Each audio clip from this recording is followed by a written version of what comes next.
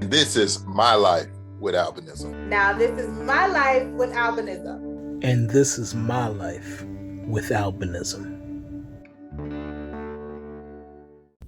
Welcome back to another episode of Life with Albinism podcast. We are now at the NOAHCon 2022 in Orlando, Florida. Yes, sir. I am your host, Dale. I am Avery. And we have two wonderful guests with us today. We're going to let them introduce themselves. Yes. I'm Jackie. I'm Ethan Cohen. There you go.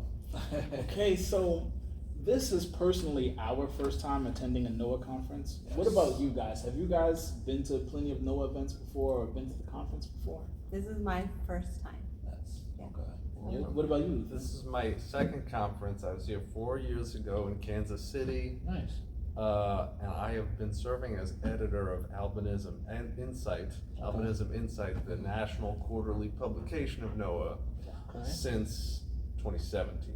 So I Oh, wow. started that, then the year after that I went to a conference, and this is my second conference. Nice. Wow. Nice. So, all right, so let's dive into that career a bit, and then we'll also dive into whatever your professional background is as well. So, Ethan, you are the editor for the NOAH Albinism Insight magazine. Yeah. How did you get started with that job? Like, how did you find that job or get promoted to that job? Well, let me say first, it's a side job. It's a very passionate, very dedicated, committed side job. You know, my career is in education and academia, but it is a very passionate side job. How did I get there? The answer so often comes down to advice from your mom. My mom Really? forwarded me the email that probably Lori Aubrey sent out saying, we're looking for an editor. That's Oh, dope. wow. And I Dope. said, yeah, you know, I edited my student magazine in Yeah. college, you know, so like everyone else.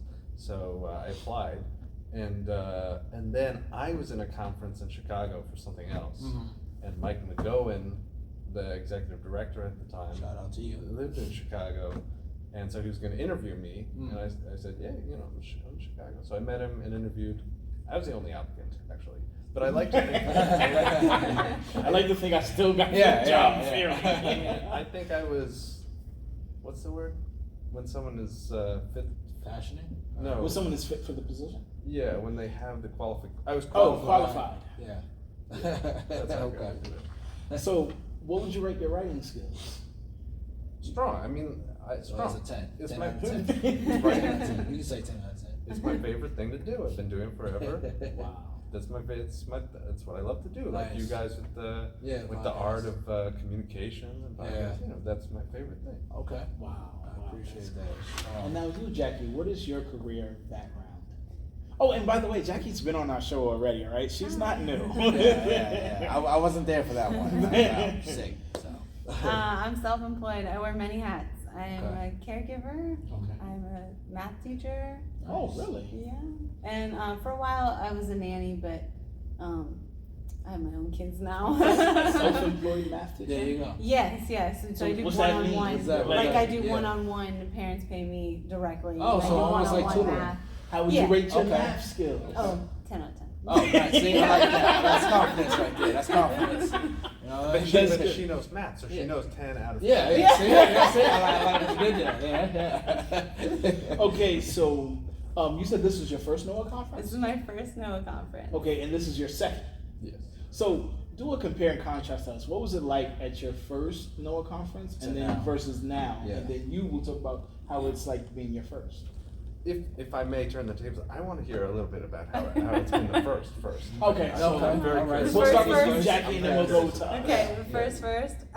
This is my first conference. This is also my first time being in the same presence of people with albinism. Anyone. So it has been quite emotional.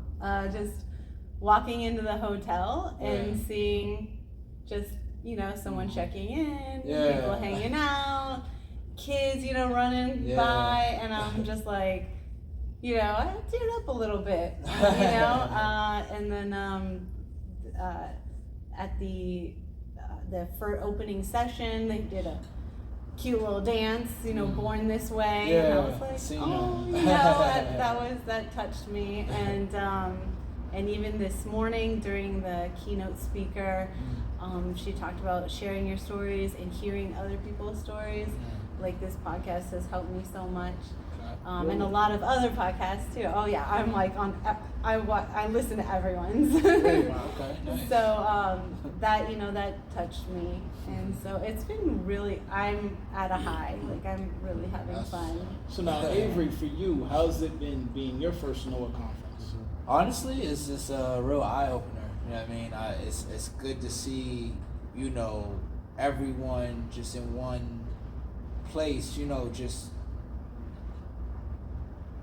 communicating and just getting to know each other, because there's a lot of people you never thought, like you don't know what people are and what positions they are and who people know. So that like him, I didn't know he was I just happened to talk to him. He was like, yeah, I know your cousin, I published this, right? And I was like, wait, what? Like, what word? Like, so to me that was so shocking and so like eye opening. I was like, man, this is good. So I my first time, I love it.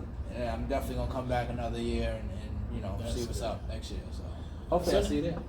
Yeah. So now, for me, I would say the biggest eye opener for me, which this might sound weird, is actually communicating with others. Now let me explain, because here's the thing. I of course don't mind talking to other people with albinism, but when you see another person with albinism out on the street or near your neighborhood or on the bus, it's easier to start that conversation because it becomes, hey, do you have albinism? Yes, I do. Yeah. Oh, okay, and then that's the icebreaker. Yeah. But now we're here at an albinism conference where you can safely assume the person is albino. So now it strips you away of that icebreaker because we're here. So I can't say, hey, do you have albinism? Like, what do you think I'm here for? Like, you know what I mean? So it kind of strips away the icebreaker. So now it's an even playing field. Yeah, now it's an even playing field because, and then it also takes the shock value out because when you see someone with albinism randomly and walking through your neighborhood or whatever, it's that shock value of, oh wow, you have albinism, I have albinism. You can't have that here because everyone is here for albinism. Yeah. Dale, that's the beauty of like the subgroups, because I remember at my first conference I went to the young adults group. Okay. And then we all have albinism. Okay, but there's a subgroup where we have these like specific young adult things in common, Oh, so the subgroups is like about different like hobbies maybe?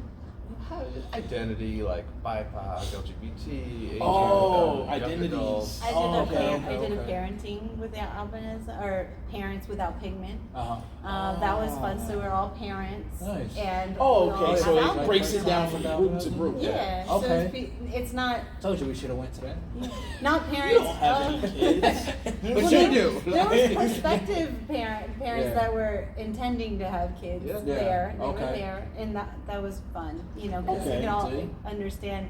Because our experience is different than other parents. So that was I think that that's the unique thing, right? Is that because they have these different groups, now you can join, and it will be beyond the albinism. It'll be okay. We have albinism, and where parents are, and where whatever you might identify as. So for me, that has just been. I won't say a struggle, but that has been the eye opener for me. Is that there's no longer that icebreaker of do you have albinism, and then it's no longer that shock of seeing a person with albinism because we're all here for that. So what it made me do is make my conversations more in depth now because beyond the you have albinism, I have albinism. Now it's a lot more in depth. Now it's like hey, you my name is Dale. It's like, so what? Now where we go from You're here? actually having a rich conversation. Right, you're having a rich conversation. So now the conversation is more like, hi, my name is Dale. I have this podcast called Life with Albinism. Have you seen my podcast before? And then sharing your social medias with the person. So it's a lot more in depth. Other than that, I really, really am enjoying it. I love the fact that I can sit here and just see so many people with albinism. Yes, I love the energy. Yeah, it's like there's just a lot of positive energy around here, and just everyone's enlightened, and even down to the little kids, they're so like energized and I'm seeing a lot of that too. Like I'm seeing. See, now I'm seeing a big variety, right? Day one, I was seeing like pretty much only like really young kids or really old adults. Yeah.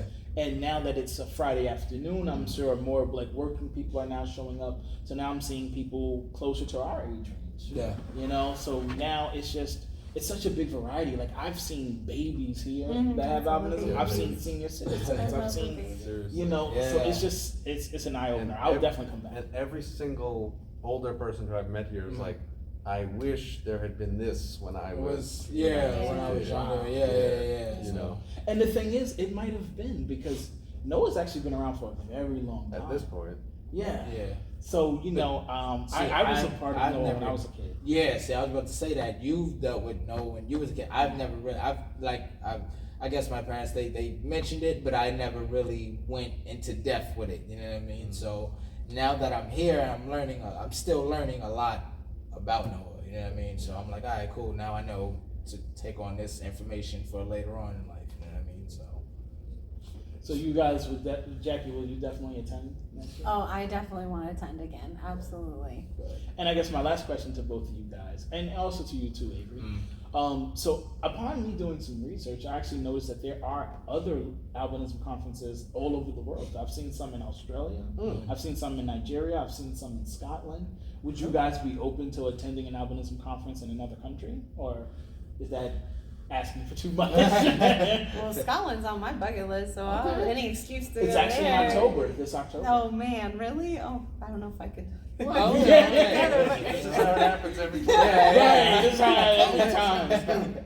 What about you, I'd Ethan? love to. I'd love. It's purely a question of funding. Yeah. Okay. Purely. Yeah. And Are you? Definitely, Do you definitely. travel Yeah. international? Yeah, well, yeah, and maybe in my capacity as editor of Albinism Insight, Noah would fund me to go. Yeah. Oh. Maybe. Yeah. There you go. That's the problem solved. Yeah. What about you, Avery? Would you attend an Yeah. albinism conference Like, in a different like country? you said, yeah, I'm definitely down to go. And like you said, it's just a matter of funding. You know what I mean? So. But there's an interesting global albinism alliance emerging. Like that's the name. Yeah. Really? There's a meeting about that tomorrow. Yeah. We definitely will What be attending. time? Yeah. I think at 9 a.m. I think. Oh, that's Yeah. the I think. because there's another conference. The BIPOC is at 9 a.m. too. Yeah, and this Oh. girl speaking. Maya Wong. Yes, Maya's she'll be speaking Oh, at I one of wanna those. see her.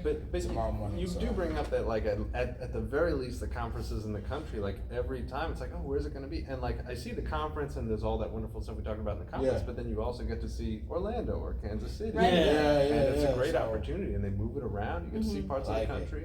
And you know, I had that plan, right? I wanted to go to like Universal Studios, but it's so hard because in the morning is when all the workshops are going on, and then in the afternoon, like now we're filming, and then by the time we're done with this, I'm sure the park will be closed. It's Yeah, busy. It's so busy. it's- So it's you know, It's yeah. budgeting. It's just Yeah. all It's budgeting. trying to fit everything out in one Yeah. Right. schedule. So Well, I do want to thank you guys for joining our Definitely. podcast. This was a pleasure meeting you and having you on the podcast. yes. And, Thank you. and it was a pleasure meeting you too, Jackie. Yes, Because in person. Yes, because Yeah, as soon as she Zoom came before. here, she texted me like, "Hey, where are you? Aren't you at the conference?" I'm like, "Yeah, I'm here. Let's meet up." So it was a pleasure. Thank you guys, and Definitely. Thank you. another great episode of Life with Albinism. Yes, And again, we go are to here. lifewithalbinism.com. You can find everything there, from our merchandise to all our social medias. And yes, very true.